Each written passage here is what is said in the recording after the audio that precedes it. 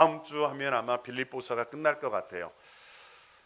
빌립보 교회는 두 가지 커다란 문제를 가지고 있었죠. 외적으로 복음의 진리를 왜곡시키는 이단으로부터 진리를 지켜야 했고요.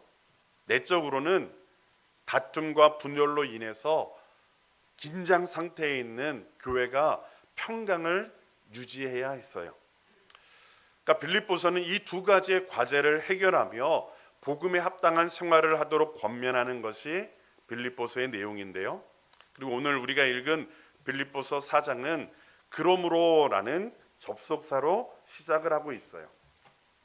3장에서 바울은 세상에 사는 사람들은 땅을 바라보고 땅의 마음을 빼앗기고 살아가는 거예요. 그렇기 때문에 그들이 섬기는 신이 무엇이냐?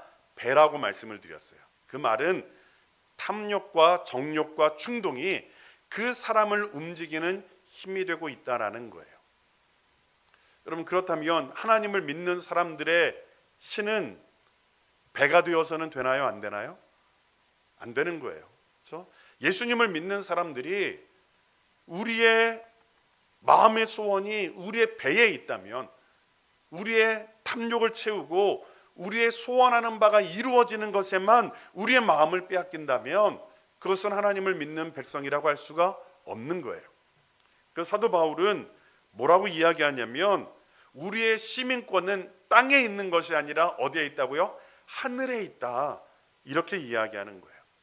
그래서 그 하늘에 있는 시민권을 가지고 하나님의 자녀답게 살아가고 또 예수 그리스도의 다시 오심을 기다리며 또 그분께서 오실 때에 우리가 영광스러운 몸으로 변화되어질 것을 소망하며 믿음으로 살아갈 것을 권면하고 있는 거예요. 그러니까 3절의 내용이 그런 거예요. 그러면서 뭐라고 이야기해요? 그러므로. 그러니까 우리의 시민권은 어디에 있다고요? 하늘에 있다. 그러므로 너희들은 이렇게 살아가라. 그것이 1절부터 9절까지의 내용이에요.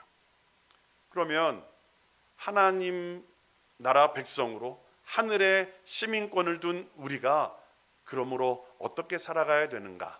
1절 말씀은 우리에게 이렇게 권면하는데요. 같이 한번 읽습니다. 시작.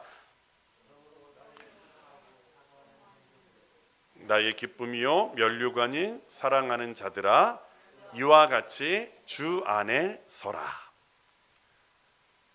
이와 같이 주 안에 서라, 이렇게 권면하기 전에 먼저 그들을 다양한 호칭을 사용하여 부르고 있어요. 나의 사랑하는 자들. 그러니까 그들이 바울의 뭐라는 거예요? 사랑의 대상이라는 거예요. 그리고 나의 형제들이다, 이렇게 이야기해요.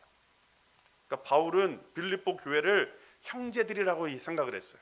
그 말은 무엇이냐면 한 가족이다라고 이야기하는 거예요. 나의 기쁨이요 면류관인, 이렇게 말해요.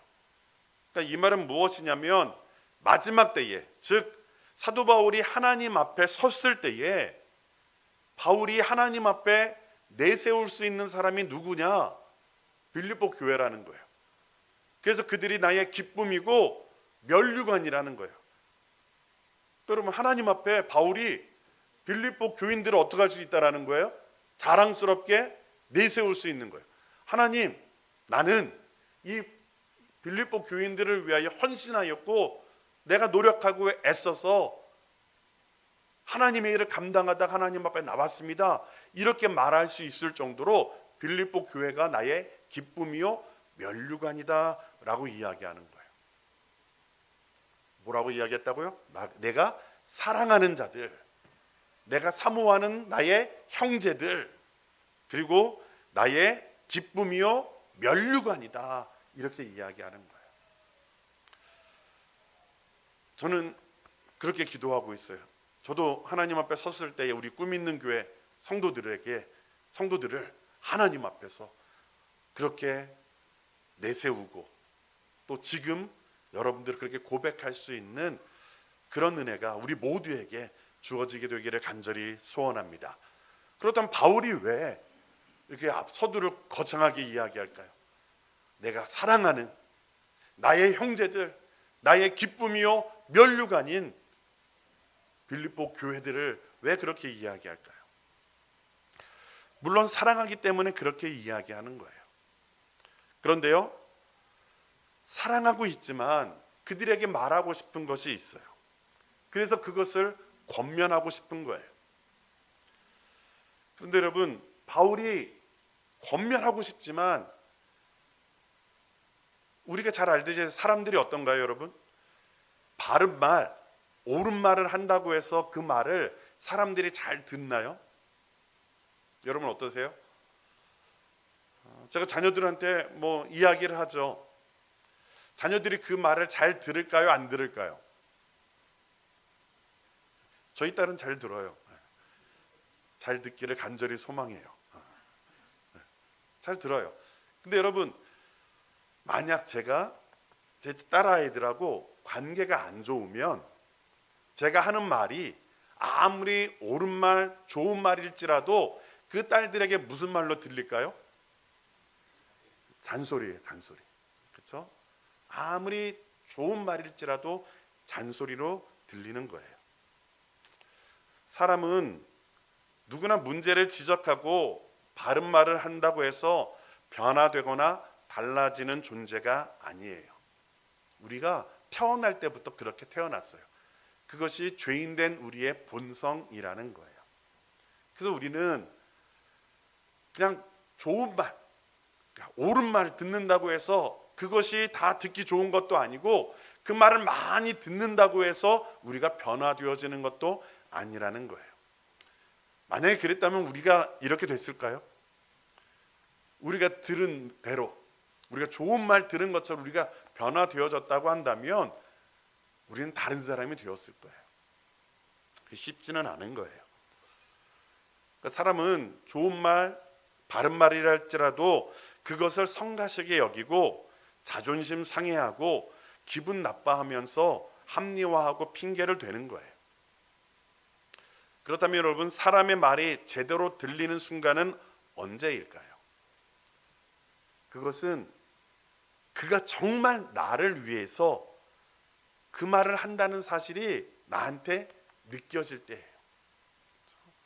좋은 말이 아니라 저 사람이 나를 사랑해, 저 사람 나를 정말로 아껴, 이런 마음이 들 때에 그 말을 듣게 되어 있다라는 거예요.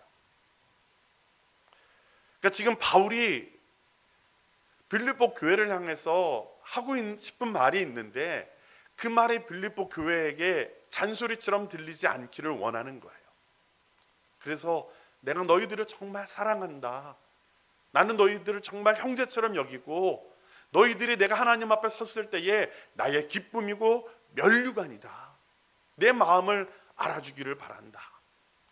빌립보서 1장에서는 뭐라고 이야기했어요? 내가 그리스도의 심장으로 너희를 사랑한다, 이렇게 말했던 바울이에요.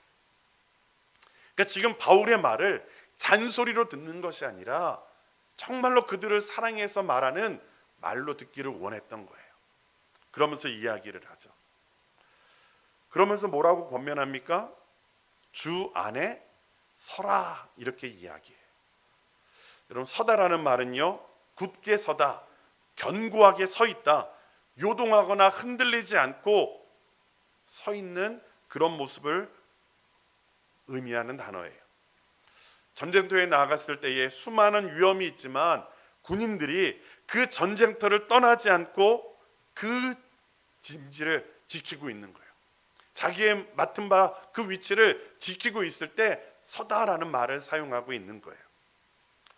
경기 중에 있는 선수들이 너무 지쳐서 기권하고 싶지만 절대로 기권하지 않고 끝까지 경주를 달릴 때 쓰는 단어가 바로 이 단어라는 거예요.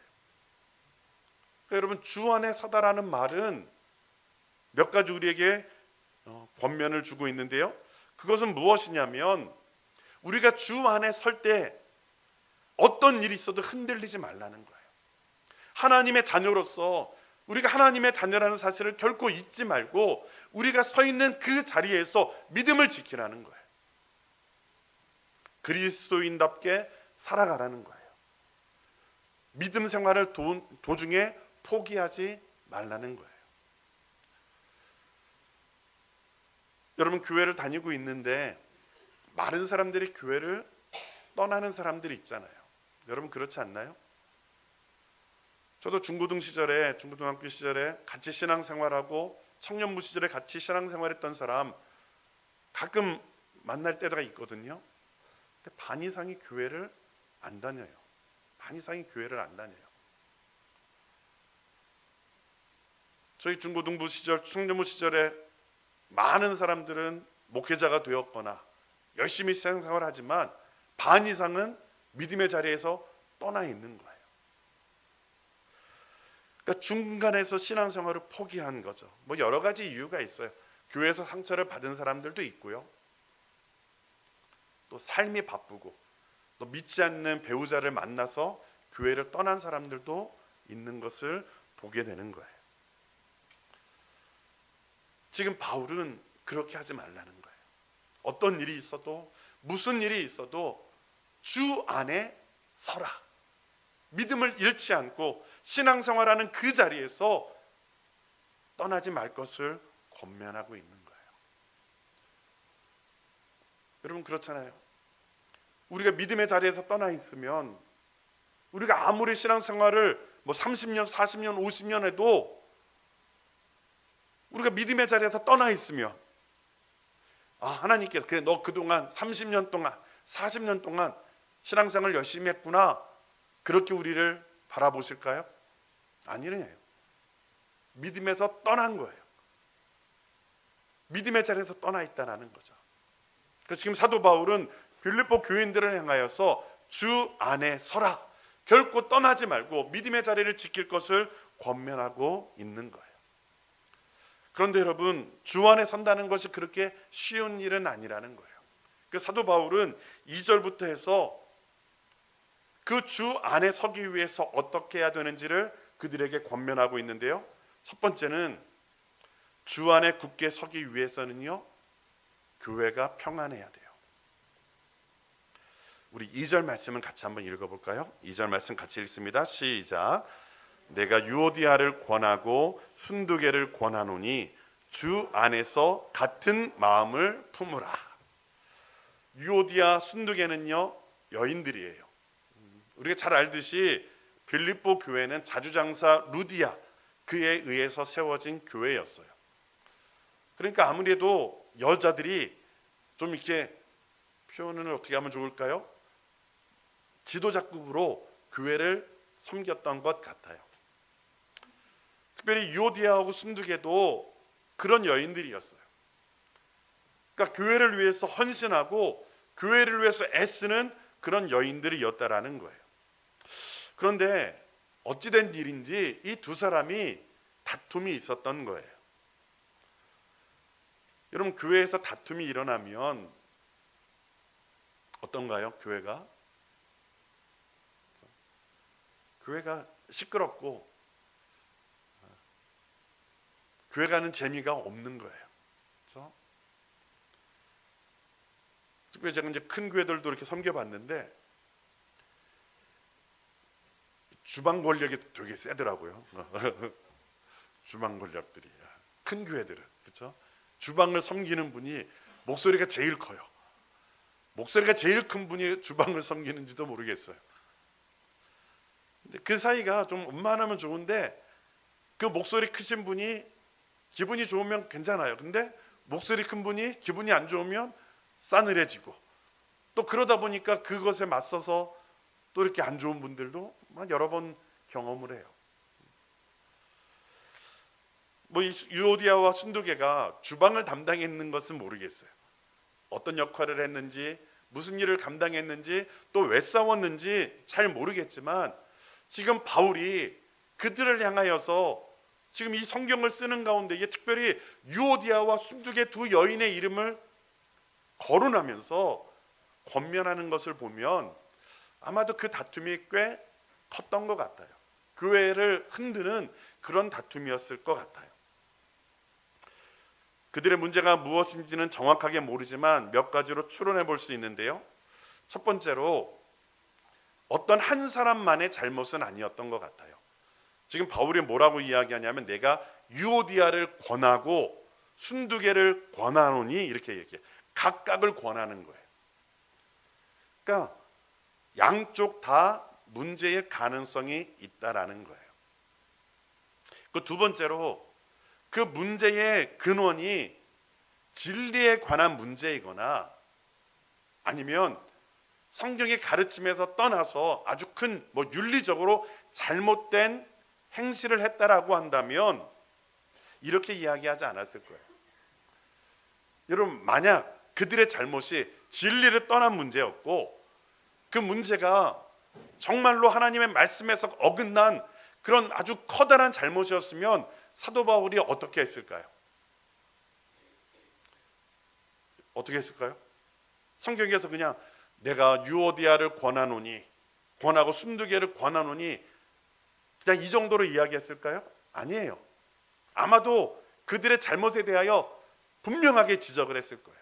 너희들이 행한 잘못은 진리에서 떠난 거다. 하나님의 말씀에 어긋난 거다라고 하면서 따끔하게 그렇게 야단을 쳤을 거예요. 그런데 지금 사도 바울은 그들의 잘못이 무엇인지에 대해서는 언급을 하고 있지 않아요. 그렇다면 그 문제는 그러니까 진리를 떠난 문제이거나 말씀에서 떠나서 잘못된 그런 행위가 아니라 이 두 사람의 어떤 성격적인 차이라든가 뭔가 마음이 맞지 않는 그런 부분이 있어서 그렇게 권면하는 것 같아요. 그러니까 일방의 잘못도 아니고 서로의 잘못이고 그것이 진리를 떠난 문제가 아니라 서로의 차이에서 다름에서 오는 문제라는 거예요. 여러분, 교회도 마찬가지잖아요. 대개 보면 싸움이라는 것이 교회 성도들 간의 싸움을 보면 진리에서 어긋난 문제로 싸우지 않아요. 그렇죠?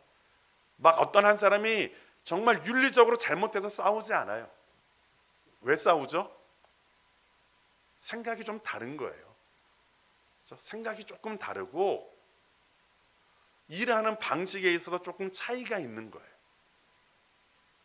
그러니까 여러분, 그것은 누구의 잘못이라기보다는 다름에서 오는 문제라는 거죠.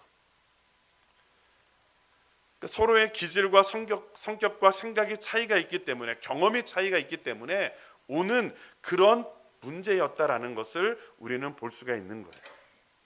여러분, 그랬을 때 바울이 지금 뭐라고 권면하죠? 내가 유오디아를 권하고 순두개를 권하노니 뭐하래요? 주 안에서 같은 마음을 품으라, 이렇게 이야기해요. 이 말은 무엇이냐면 여러분, 주 안에서 같은 마음을 품으라는 거예요. 그들이 서로 다른 것, 조금 차이가 있는 것에 여러분 집중하게 되면 문제가 해결될까요? 해결되지 않을까요? 결코 해결되지 않아요. 다르거든요. 생각이 다른 거고 경험이 다른 거예요. 저도 부교육자 시절에 같은 부목사들 같은 이렇게 섬기다 보면 달라요. 방식도 다르고 찬양 인도할 때 선곡하는 모습도 다르고요. 설교도 달라요. 그렇죠? 일을 하는 방식도 달라요. 그런데 여러분, 그럴 때에 어떻게 하나 될 수 있을까요? 그리고 어떻게 하면 하나 되지 못할까요?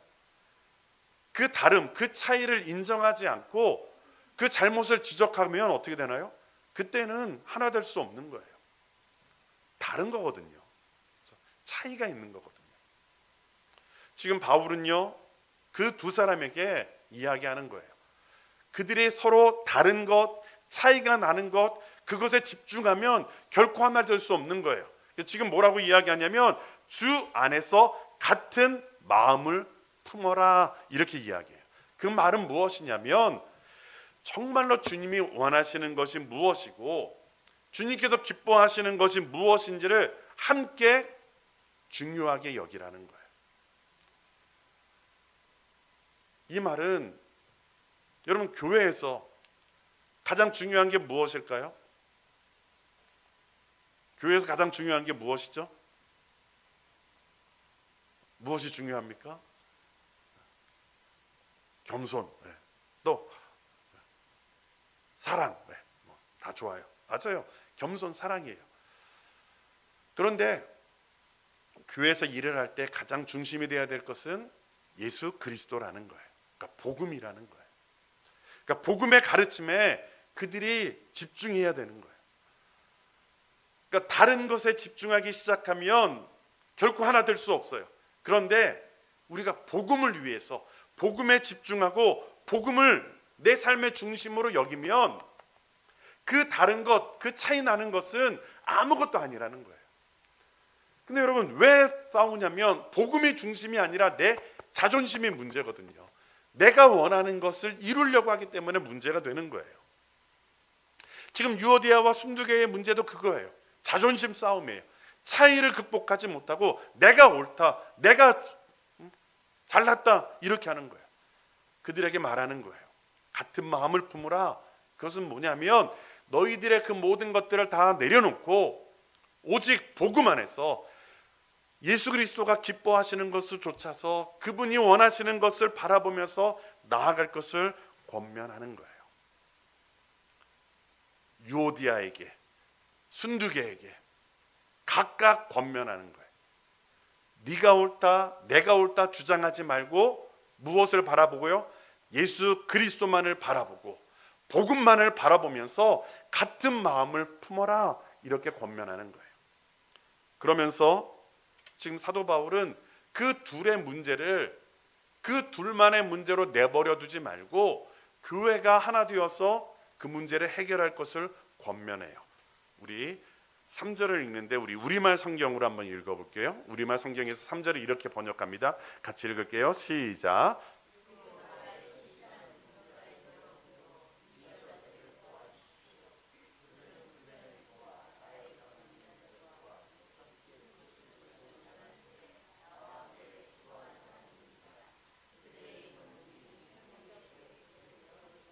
아멘.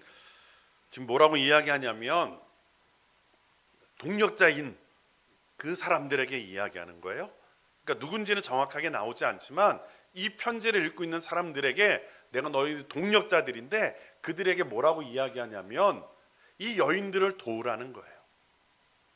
이 여인들이 어떤 여인들이냐? 뭐라고 이야기해요? 나와 함께 수고한 사람들이라고 이야기하는 거예요. 그러니까 여러분 유오디아와 순두개 복음을 위해서 수고한 사람이에요? 아니에요? 수고한 사람들이라는 거예요. 지금 교회에서 좀 문제를 일으키고 있지만 그럼에도 불구하고 그들도 뭐라는 거예요?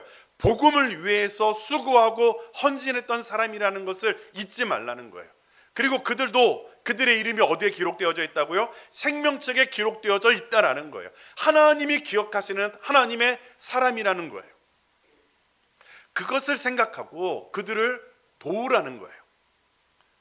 그러니까 여러분 우리가 누군가 교회에서 문제를 일으키거나 조금 부족한 사람들이 있을 수 있어요. 그때에 그 사람의 부족함, 그 사람들의 조금 마음에 안 드는 것 이런 것들을 생각하면 하나 될 수 없는 거예요. 근데 바울은 뭐라고 이야기하냐면 그들도 복음을 위하여 수고한 사람들이다라는 거예요. 그들도 생명책에 그 이름이 기록되어진 사람이다라는 거예요. 그렇기 때문에 그들의 문제를 그들의 다툼을 내버려 두지 말고 사랑으로 그들을 감싸고 복음 안에서 그들과 함께하기 위해서 애쓸 것을 말하고 있는 거예요. 여러분 교회가 해야 할 일이 바로 이것 아닐까요? 교회는 조금 부족하고 연약한 사람들이 있을 때에 하나 되기 위해서 함께 기도하고 함께 권면하고 함께 애쓰는 모습이 필요한 거예요. 사랑으로 하나 되어지는 그런 모습이 우리 가운데 필요하다는 것이죠. 그것을 위해서 애쓰고 노력할 때에 교회는 뭐 할 수 있어요? 평안할 수 있다라는 거예요. 여러분 우리 꿈 있는 교회가 그런 교회가 되기를 간절히 소원합니다. 우리 꿈 있는 교회가 서로의 연약함을 보았을 때에 그 차이에 집중하는 것이 아니라 복음에 집중하고 그들도 복음을 위하여 함께 수고한 사람들이고 그들도 생명책에 이름이 기록되어진 하나님의 사람이라는 사실을 깨닫고 우리가 하나 되기 위하여 애쓰는 모습이 있어야 된다라는 거예요. 그럴 때 교회가 어떻게 할 수 있어요? 평안할 수 있어요. 그리고 교회가 평안해야지 우리가 굳게 설 수 있다라는 거예요. 여러분, 교회가 평안하지 못하면 많은 사람들이 교회를 떠나잖아요. 교회 아픔이 있을 때마다 그런 일을 경험할 때 우리는 가슴이 아프죠. 그러니까 우리 꿈 있는 교회가 평안한 교회, 그래서 믿음 안에서 하나 되어지는 교회, 그래서 서로가 서로를 사랑으로 감싸 안고 서로를 위하여 기도하고, 그래서 함께 수고함을 통하여 주 안에 굳게 서는 우리 모두가 될 수 있기를 주님의 이름으로 축원합니다. 두 번째로, 주 안에 굳게 서기 위해서는요, 내 속 사람이 평안해야 돼요. 교회가 평안할 뿐만 아니라 내 속 사람이 평안해야 된다라는 거예요. 4절 이하에서 바울은 하나님의 평강이 성도들의 마음속에 어떻게 임하는지를 권면하고 있는데요, 크게 세 가지로 요약할 수 있어요. 첫 번째, 따라해 볼까요? 감사함으로 기도하라. 감사함으로 기도할 때에 우리는 평안할 수 있다라는 거예요. 우리 6절 7절 말씀을 같이 한번 읽겠습니다. 시작. 아무것도 염려하지 말고 다만 모든 일에 기도와 간구로 너희 구할 것을 감사함으로 하나님께 아뢰라. 그리하면 모든 지각에 뛰어난 하나님의 평강이 그리스도 예수 안에서 너희 마음과 생각을 지키시리라. 아멘. 뭐 하라고요? 기도하래요. 기도하되 감사함으로 기도하래요. 그리하면 모든 지각에 뛰어난 하나님의 평강이 그리스도 예수 안에서 너희 마음과 생각을 지킨다라고 이야기를 해요. 여러분, 내 마음이 흔들릴 때에, 염려가 생기고 불평이 생기고 두려움이 임할 때에 기도하시기를 바랍니다. 기도하면 하나님의 평강이 우리의 마음과 생각을 지키셔서 우리의 마음이 흔들리지 않도록 그렇게 만드는 거예요. 염려는 우리의 영혼을 상하게 하지만 기도는 우리의 영혼을 소성케 하는 거예요. 염려는 문제를 악화시키지만 기도는 문제를 해결하는 거예요. 성경은 이렇게 이야기합니다. 의인의 간구는 역사하는 힘이 크다, 이렇게 말해요. 의인의 간구, 여기서 말하는 의인은 하나님을 믿는 하나님의 사람들이라는 거예요. 그러면서 예를 누구로 들죠? 야고보서가에서 엘리야를 드는 거예요. 엘리야, 여러분 아시잖아요. 엘리야가 기도할 때 어떤 일이 일어납니까? 비가 그치기도 하고 내리기도 하는 거예요. 850명의 거짓 선지자들과 싸워서 이기는 거예요. 놀라운 은혜를 경험한 엘리야예요. 그런데 성경은 뭐라고 이야기하냐면 그 엘리야가 우리와 성정이 같은 사람이다라고 말해요. 똑같은 사람이라는 거예요. 그러면서 의인의 간구는 역사하는 힘이 크다라는 거예요. 우리가 기도하면 우리의 기도에 하나님께서 엘리야의 기도를 들으시고 응답하여 주셨던 것처럼 우리의 기도에도 응답하신다라고 말씀하는 거예요. 여러분, 기도하시기를 바랍니다. 감사함으로 기도하시기를 바랍니다. 그래서 하나님이 주시는 평안이 저와 여러분들의 마음속에 넘치기를 주님의 이름으로 부탁드립니다. 두 번째, 따라해 볼까요? 좋은 것을 생각하라. 우리 8절 말씀을 쉬운 성경으로 읽어볼게요. 같이 한번 읽겠습니다. 시작. 가치가 있는 것들에 마음을 쏟기 바랍니다. 참되고 고상하고 옳고 순결하며 아름답고 존경할 만한 것들을 생각하십시오. 여기서 말하는 것들은 한마디로 이야기하면 하나님이 원하시고 기뻐하시는, 그리고 좋은 것들을 생각하라는 거예요. 여러분, 생각을 심으면 행동을 거두고, 행동을 심으면 습관을 거두고, 습관을 심으면 성품을 거두고, 성품을 심으면 운명을 거둔다라는 말이 있어요. 그 시작은 어디에 있다라고요? 생각에 있는 거예요. 내가 어떤 생각을 하느냐, 내 생각 속에서 늘 좋은 것 생각하고 옳은 것 생각하고 하나님이 기뻐하시는 것들을 생각할 때에 그 생각이 우리의 마음을 변화시키는 거예요. 평안을 우리에게 허락하여 준다라는 것이죠. 그러면서 세 번째, 이렇게 이야기합니다. 따라해 볼까요? 행해야 한다. 좋은 것을 생각했다면 그 좋은 것들을 실천하라는 거예요. 우리 9절 말씀 같이 한번 읽겠습니다. 시작. 너희는 내게 배우고 받고 듣고 본 바를 행하라. 그리하면 평강의 하나님이 너희와 함께 계시리라. 아멘. 좋은 것을 생각하였다면 그 좋은 것들, 특별히 하나님의 말씀을 통하여 배우고 받고 듣고 본 바를 뭐 하라고요? 행하라. 그리하면 평강의 하나님이 너희와 함께 계시리라. 사도 바울은 이것을 이렇게 이야기했어요. 너희는 나를 본받으라. 내가 그리스도를 본받은 것처럼 너희도 나를 본받으라. 내가 너희에게 가르쳐 준 것, 너희들이 나의 모습을 통해서 받은 것, 들은 것, 본 것, 그것을 행하라는 거예요. 그렇게 할 때에 그들의 삶이 변화되어지고, 삶이 변화되어질 때에 평강의 하나님이 그들과 함께 하신다라고 이야기하고 있는 거죠. 그러니까 여러분, 세 가지 말씀드렸어요. 기도하시고, 좋은 거 생각하시고, 그리고 실천하는 거예요. 그렇게 할 때에 우리의 속사람이 평안해지는 거예요. 사도 바울은 두 가지, 첫 번째는 교회가 평안해야 되고, 두 번째는 내 속사람이 평안해야 된다라고 말해요.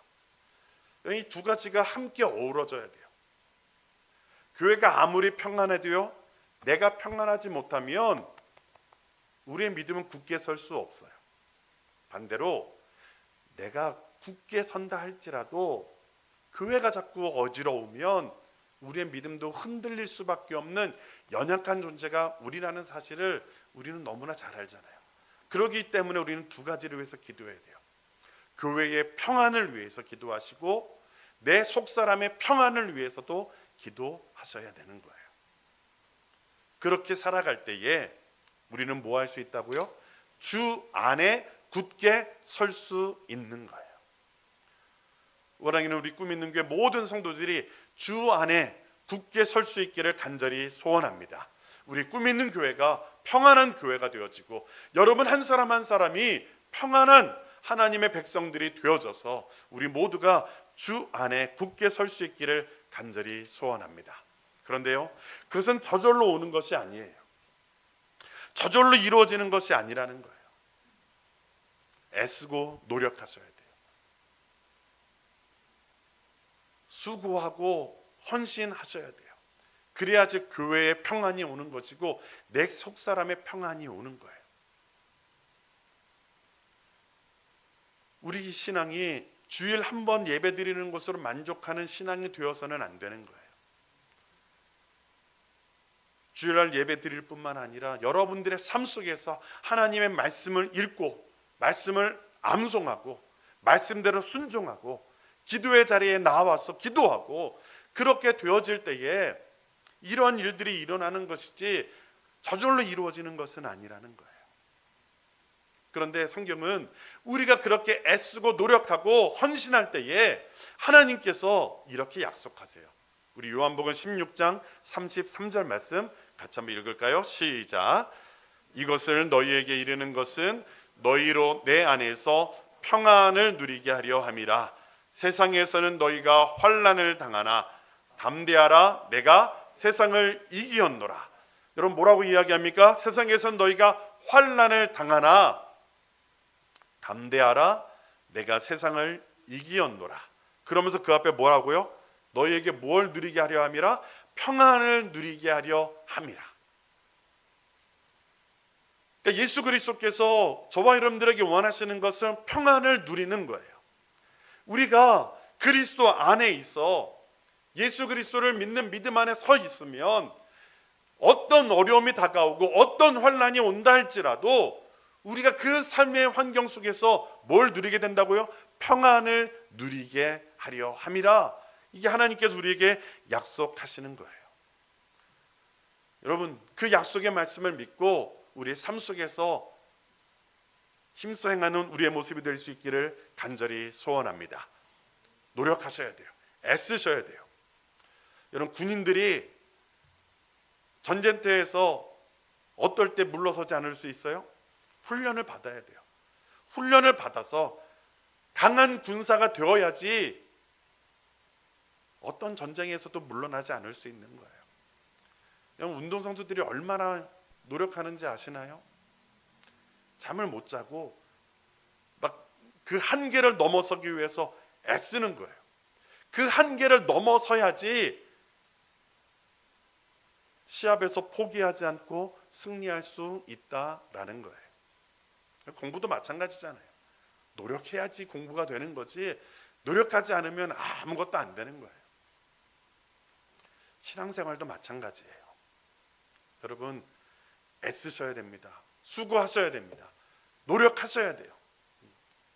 더 많은 예배의 자리에 나오셔야 되고, 기도의 자리에 나오셔야 되고요. 여러분, 더 많이 말씀을 읽으셔야 돼요. 그렇게 되어질 때에 하나님이 주시는 평안이 우리의 것이 되는 것이고, 어떤 어려움 속에서도 흔들리지 않는 믿음으로 주 안에 설 수 있는 우리의 모습이 될 수 있다라는 사실을 기억하시기를 간절히 소원합니다. 올 한 해 저와 여러분들이 주 안에서 굳게 서는 하나님의 백성이 될 수 있기를